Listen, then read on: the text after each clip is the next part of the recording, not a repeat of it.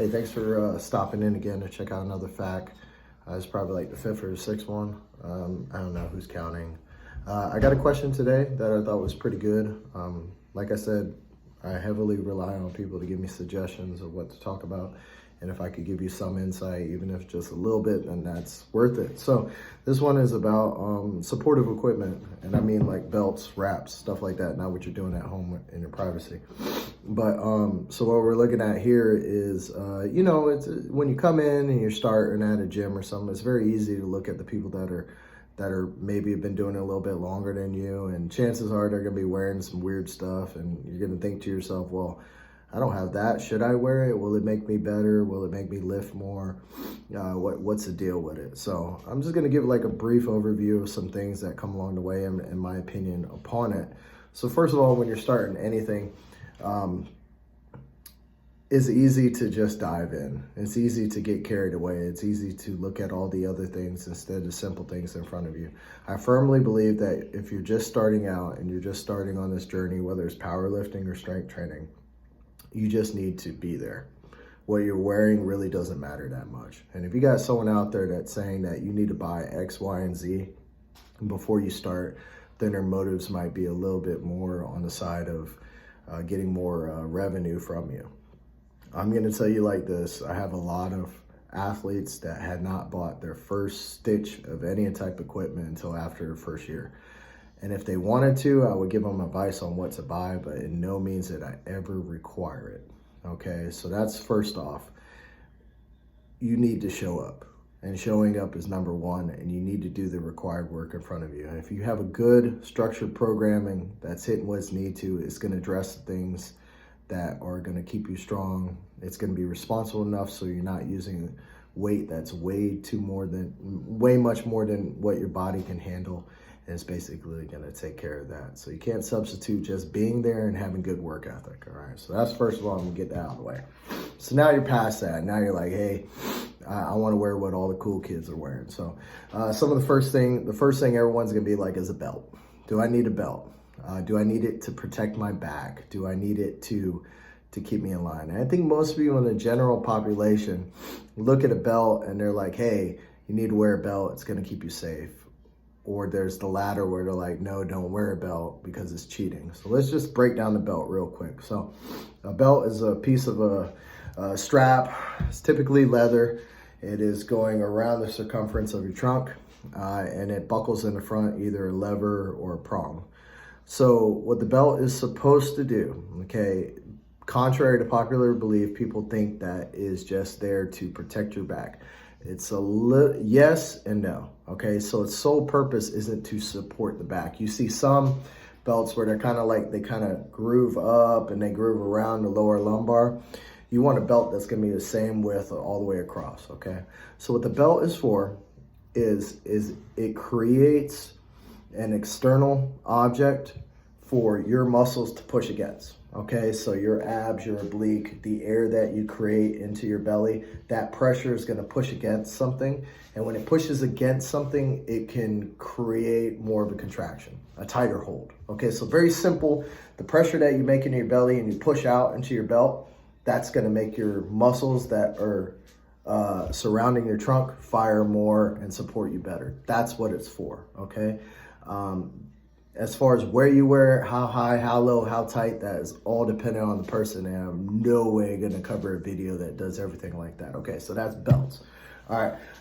Depending on what it is, some people have preference. They like prong belts with the little needle that sticks into the hole and then locks in. Some people have lever belts. It really doesn't matter. It's really preference, what you like, what fits your style, what's going to be fun to you. And if it's fun to you, you're going to do it. Next one down the line is shoes. What should I have on my feet? I have my personal beliefs about different shoes, but two different types are raised heel, like Olympic weightlifting style, or a flat base shoe. So the raised heel is going to be up like this, and the bottom base is going to be right here, and it give you about an inch and a quarter off the ground. Some people like that, particularly for Olympic weightlifting, because they can get lower into the front squat position to catch the clean or snatch or anything like that. I am not going to get a political debate which is better, which isn't. So you have the raised heel and the flat sole. I would tell people I like to have them stick to a flat sole. If they feel that they require a raised heel, I would ask them to check their ankle mobility to make sure that they're not compensating a deficiency in their mobility by masking it with a shoe, right? So I like flat shoes. I don't like using heel shoes, but I mean, if you do well in that and you squat more, then hey, that's the name of the game and that works for you. So shoes, these can range from a pair of used Chuck Taylors all the way up to like some Nike Romuluses or the new Noble Lifters, $200, $300 shoes if you want to do that. Hey, that's your own prerogative, and if that's in your budget, then cool. Is it required? No, it's not required. Okay, so that's shoes. Next thing along the line is be looking at knee sleeves. These are usually a neoprene-based material that you pull up onto your knees, and it gives it supportive around the knee. They work two ways. They can give you extra support, and they also can increase the temperature around the knee to keep it kind of nice and warm and cozy so that it stays good and the joints are moving well.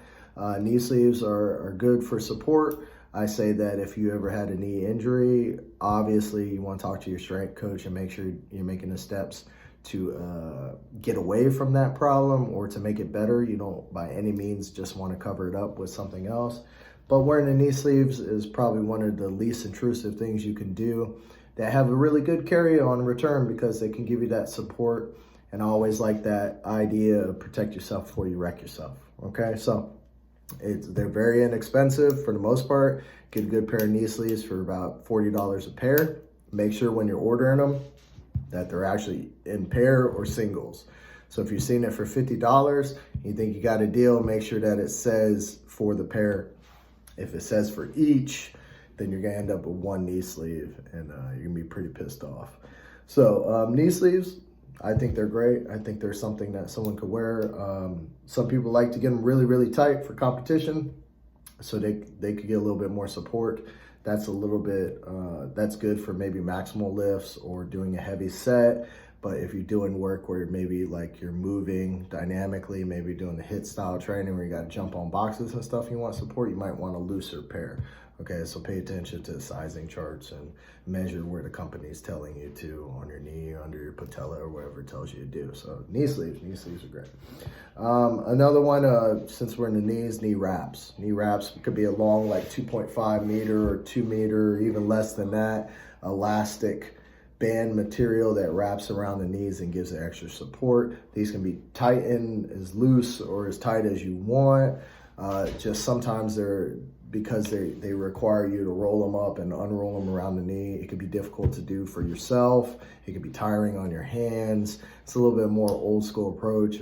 I feel like knee wraps are kind of going to the wayside as you get more lifters that are looking what'll transfer easiest for them to train by themselves in the gym. So knee wraps are great.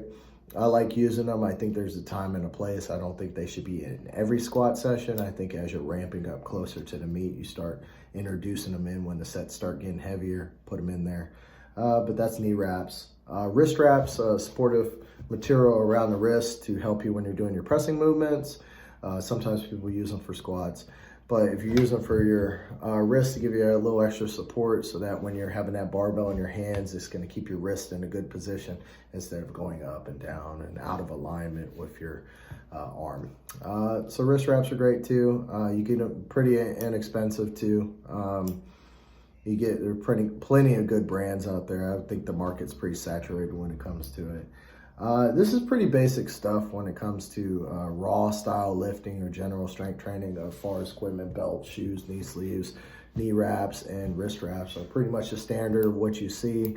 Like I said, when it comes down to it, the first thing you need to focus on, barring any previous injury, is just going in the gym and doing your program as programmed by your strength coach, making sure that you have a good, complete system, and just showing up. So I would think the best thing is just attendance, is make sure that you're putting some time in, and that way you're not breaking the bank. You're not spending $300 to start this journey. I mean, we're just going in, we're lifting weights. I'd rather more people spend their money on good quality food, things to support a good, healthy lifestyle, their gym membership, possible paying for programming from a really good coach or personal training from a really good coach. I think money is better spent there than on $90 knee sleeves and things like that. Okay. That's pretty much it when it comes to sport equipment. If you guys got any questions, go ahead and leave them below. If you got any suggestions of what we should do or any new segments that you would like us to talk about, let us know, and then we'll do that as well. Any feedback's good. You want to get thumbs up, thumbs down, it's all good. All right, y'all have a good one.